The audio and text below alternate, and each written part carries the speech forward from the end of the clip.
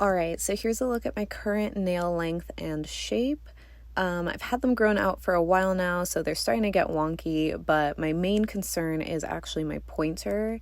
I have some peeling near the corner of the tip here, but I'm also just annoyed at how they start to curve in when they get this long and dry. So I don't think they look too bad. I'm just ready to change it up. So let me show you some of the tools I'll be using. Starting with this crystal glass nail file because I find it to be the most gentle on my thin nails. I also use this magic cuticle pen from ManiMe, which is an oil-infused pumice stone cuticle pusher that exfoliates and moisturizes your nails. I know that was a mouthful and hopefully that made sense, but you'll see how it works later in the video. I genuinely love this and consider it a staple in my routine, especially because I don't use any of those liquid products to dissolve your cuticles. I find that this works really well for that. I also do have a more generic cuticle pusher and nipper that you can easily find at the drugstore. I mainly use the nipper part for any hangnails that I have, and honestly don't even use the cuticle part anymore. But I would recommend something a little bit more rubbery like this as opposed to metal because it's just more gentle for your nails. And of course, I have a pair of nail clippers.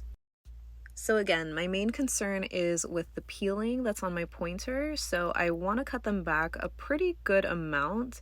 Normally I would just file them straight across until I'm happy with the length before I start shaping, but that's going to take too long, so I decided to just cut them for the sake of the video.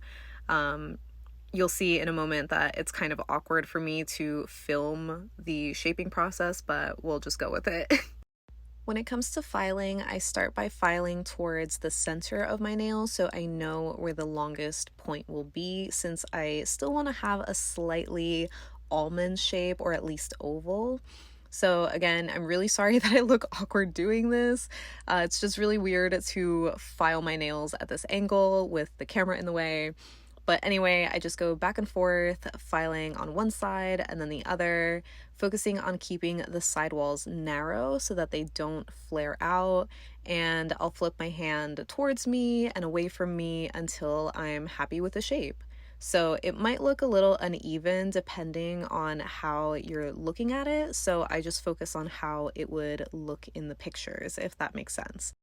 I know some friends also will file their nails while wearing polish because it's easier to visualize the shape.